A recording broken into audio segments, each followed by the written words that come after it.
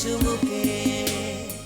দর্শক যারা সঙ্গীত ভালোবাসেন, সঙ্গীত প্রেমী রয়েছেন, তারা কিন্তু সবসময় চেষ্টা করেন নতুন নতুন গানের আপডেট সম্পর্কে জানতে, এবং তাদের মধ্যে যাদের খুব পছন্দের কিছু তালিকা রয়েছে শিল্পীর মধ্যে, গীতিকার সুরকারের মধ্যে, ঠিক তেমনই একজন ব্যক্তিত্ব আজ আমাদের মাঝে উপস্থিত রয়েছেন। তিনি অনেক গুণের অধিকারী। তিনি একাধারে সুরকার, গীতিকার, সঙ্গীত পরিচালক ও সঙ্গীত শিল্পী মান্নান মোহাম্মদ। শুভ সকাল, কেমন আছেন? ভালো আছে, তুমি ভালো আছো? আমি বেশ ভালো আছি, আপনাকে পেয়ে অনেক ভালো লাগছে। অনেকদিন পরে পেলাম আপনাকে, কারণ আমরা জানি যে আপনি একটি কাজ নিয়ে বেশ ব্যস্ত সময় পার করছেন, এবং কাজটি এটিএন বাংলাতেই হবে এবং এটিএন বাংলাতেই প্রচারিত হবে। এটিএন বাংলাকে নিয়ে আপনি কাজটি শুরু করেছেন। একটু সেই কাজ সম্পর্কে জানতে চাই, যেটির শিরোনাম হচ্ছে এটিএন ফোক ক্লাব। সো এইটার জার্নিটা কিভাবে শুরু হলো, কবে থেকে এই আইডিয়াটা আপনার মাথায় আসলো এবং কতদূর কাজ এগিয়েছে? আমি আমার আপামর জনসাধারণের জন্য আমাদের যে জিস্ট বাংলার লোকগাথা, লোকশিল্পীদের কণ্ঠে আমি আমার যে হারানো যে সম্পদগুলো ছিল সঙ্গীতের, ওই সম্পদগুলোকে আমি নতুন করে এই মানুষের সামনে এসে এই নবপ্রজন্মকে আমি জানানোর জন্য এই প্রোগ্রাম নিয়েছিলাম প্রায় 25-30 বছর আগে। একসময় ভাবনা গানবাজনাটা এমন জায়গায় গিয়েছিল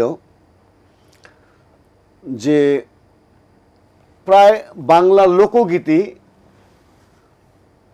মানে কি বলবো তোমাকে হারাই গেছে, মানে মনে হয় যে বিলুপ্তির মানে কি ভুল লুণ্ঠিত হয়ে গেছে, এরকম হয়ে মানে একটা সময় চলে এসেছিল। তখন বিভিন্ন ধরনের গান বাজনা, মনে করো ঝালাপালা ইনস্ট্রুমেন্টসের ওই ধরনের ইয়ে ছিল। আমি একজন সঙ্গীত পরিচালক, আমিও কিন্তু ফাস্ট গান করি, স্লো গান করি, সব কিছু করি। আমার 7,000 গান আছে, তার মধ্যে ফাস্ট গান আছে, সব কিছু আছে। কিন্তু আমি যে উদ্যোগের কথা বলছি সেটা বলে কেমন, তখন আমি কিন্তু এই ক্যাসেটের যুগে, ওই সিডির যুগে, তখন আমি ওই রেভলিউশনটা আমি মান্নান মোহাম্মদ শুরু করেছিলাম।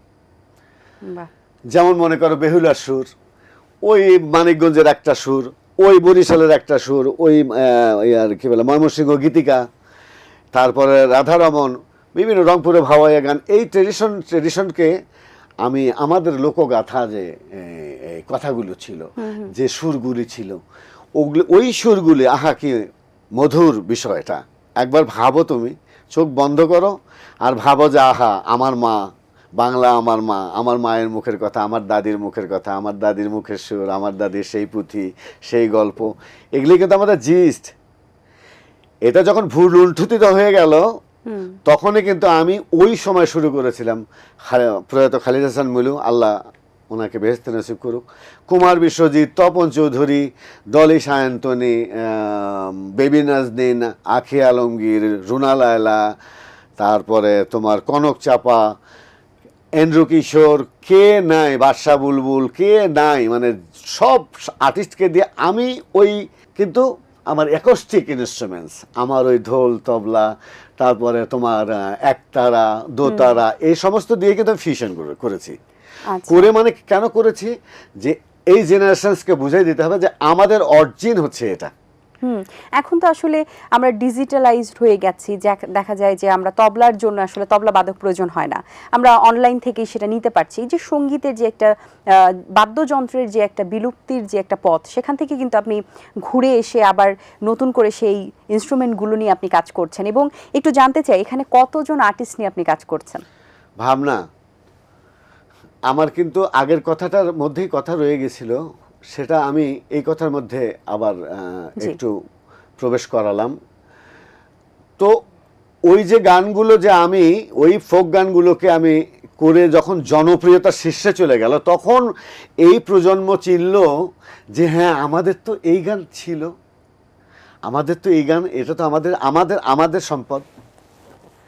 তো তারপরে আমি কিন্তু ধরো অনেক কাজের মধ্যে ফিল্মের গান করতে হয়, আধুনিক গান করতে হয়, ওটা করতে হয়, ওটা করতে হয়, বিভিন্ন ধরনের গান করতে হয় না আমাকে, যেহেতু আমি এই প্রফেশনে।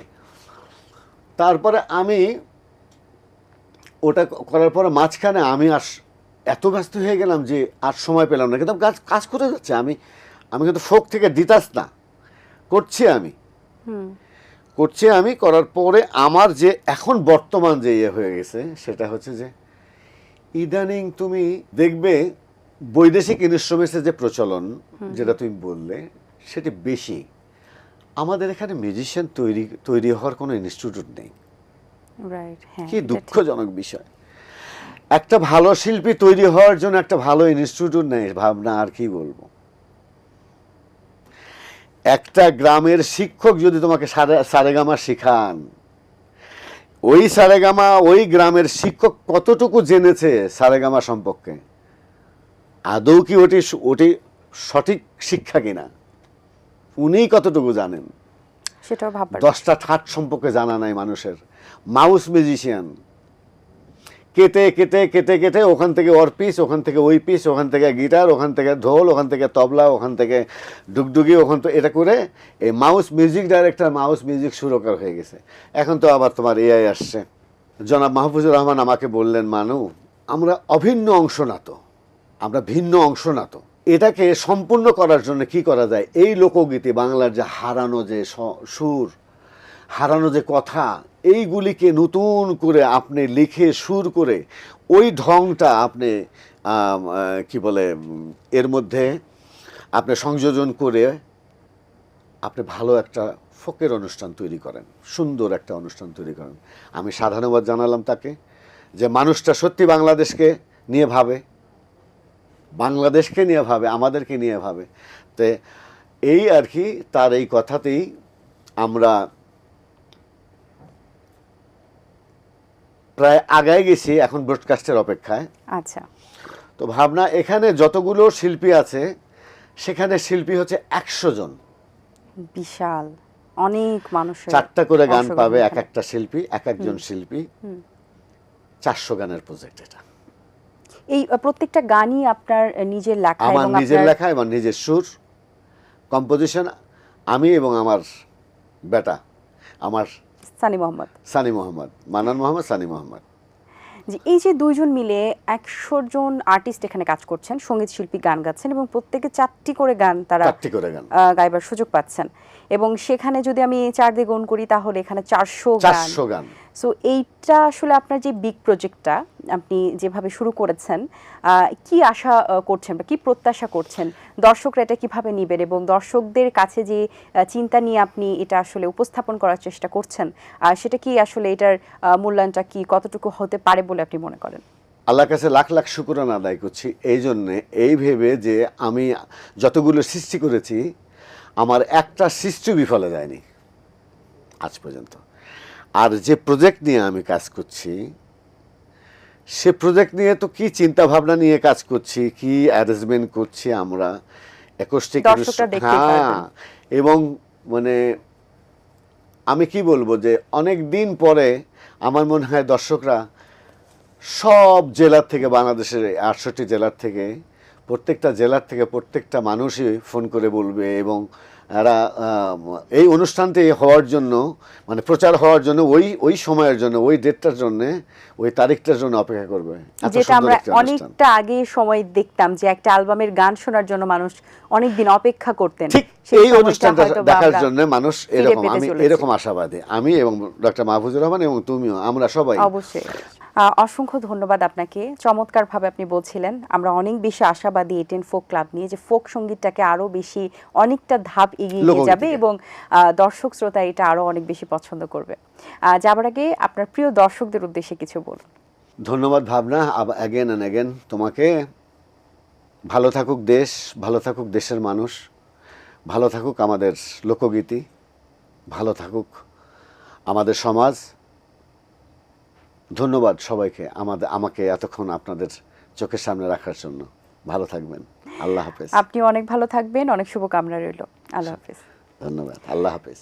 দর্শক, আশা করছি আজকের আয়োজন ভালো লেগেছে। আজ এই পর্যন্তই, দেখা হবে আগামী পর্বে নতুন কারোর সঙ্গে। সেই পর্যন্ত ভালো থাকুন, সুস্থ থাকুন এবং এটেন বাংলার সাথেই থাকুন। আল্লাহ হাফেজ। দিন আসে দিন যায়, সময়টা চলে যায়, তবু আছি এই বেশ ভালো। জীবনটা রঙময়, যেভাবেই হওয়া চাই, নয় কভু সাদা কালো।